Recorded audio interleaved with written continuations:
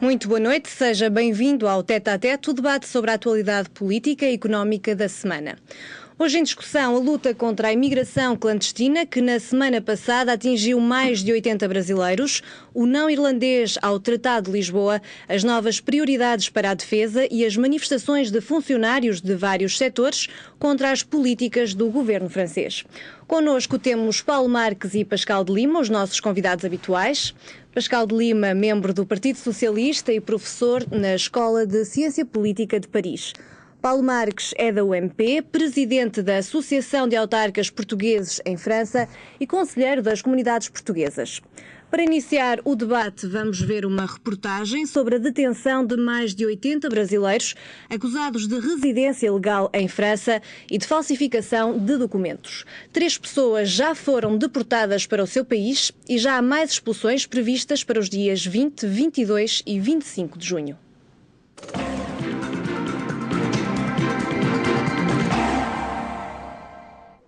Há vários dias que Daniela não consegue dormir e as poucas horas de sono não a tiram do pesadelo.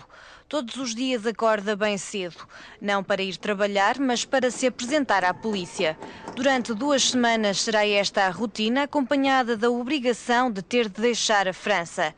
Daniela é uma das 87 pessoas de nacionalidade brasileira que foram detidas por estarem no país com documentos falsos. Tudo aconteceu na madrugada de terça-feira, numa rusga ao seu bairro. Quando foi às 6 horas da manhã, eles tocaram a campainha, mas eu penso comigo que já estava tudo cercado aqui de polícia. E eles entraram em mais de 10 dentro do apartamento, eles foram entrando. E com certeza, se a gente não tivesse abrido a porta, eles teriam arrombado, porque é o trabalho deles, entendeu? E aí eles olharam nossas coisas, todas as nossas coisas, tudo foi investigado. Fizeram a gente também foi investigado. A gente saiu daqui acompanhado, justo às 6h10 da manhã, acompanhado por 3 policiais. Cada pessoa que foi pega foi acompanhada por 3 policiais, cada um numa viatura. Daniela chegou à França há 1 ano e 2 meses. Partilha um apartamento de 2 quartos com 15 pessoas, onde cada um paga 300 euros de renda. Deixou para trás o emprego de professor em busca de um melhor salário. Trabalhou nas limpezas, mas enfrentou muitos preconceitos. Eu fui trabalhar em lugares onde os donos, os proprietários dos lugares falaram para mim: você só trabalha aqui se você dormir, passar a noite comigo. Então, assim, para mim, a minha dignidade e a minha honestidade vale mais do que qualquer coisa no mundo. Então, assim, a visão que os portugueses, não estou falando mal deles, entre aspas, a visão que os portugueses, os espanhóis ou outras origens de homens têm da mulher brasileira é que elas vêm se prostituir. Então, é por isso que você sofre esse tipo de assédio. Por 150 euros conseguiu um bilhete de identidade português. Uma prática corrente de muitos brasileiros, alimentada por uma rede de falsificação de documentos. Mas a aventura saiu-lhe cara e a Justiça decretou que ela tem de abandonar o país nas próximas 2 semanas. Pelo menos pode comprar o bilhete de regresso em liberdade, ao contrário do seu companheiro. José está preso, mesmo ao lado do aeroporto, para um embarque imediato. Eu não vim a convite de ninguém, eu vim à busca de trabalho e ganhar dinheiro, como todos veio aqui. Alguns que estão aqui, às vezes já tinham um irmão, um cunhado, um amigo, que fala: ó, aqui tá bom, tal, se você vir pra cá, o que eu pudesse fazer para te ajudar, eu te ajudo. Infelizmente, realmente tem umas pessoas que tiram vantagem nisso.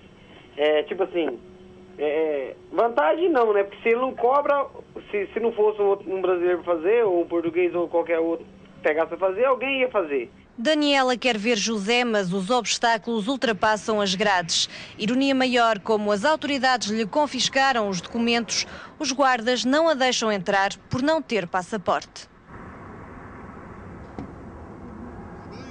A gente pode estar indo embora a qualquer hora, entendeu?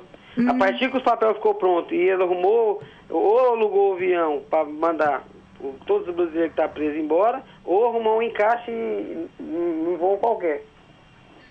Ela sai, mas ele continua à espera. Ainda nenhum representante da Embaixada do Brasil o tentou ajudar.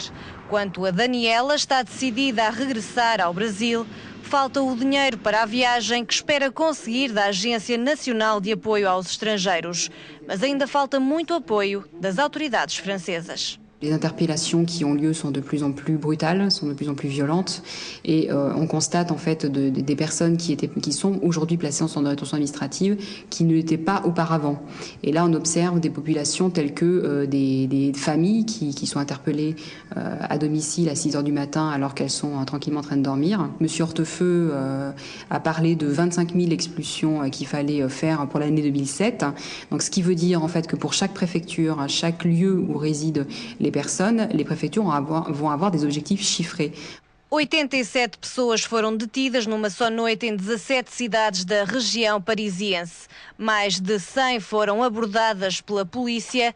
25 mil imigrantes ilegais foram expulsos de França em 2007. O Ministério da Imigração anunciou que o número pode chegar aos 26 mil este ano. A história de um casal de jovens brasileiros detidos pela polícia numa rusga a 17 cidades da região parisiense. Numa só noite, na semana passada, mais de 80 pessoas foram detidas, acusadas de residência ilegal em França. É o apertar do cerco aos imigrantes clandestinos em França. Pascal de Lima, vimos nesta reportagem uma jurista da CIMAD, que é a organização que defende os imigrantes clandestinos, afirmar que as detenções são cada vez mais violentas, que há interpelações de madrugada que acordam famílias. Está a haver uma desumanização no tratamento dos imigrantes clandestinos em França?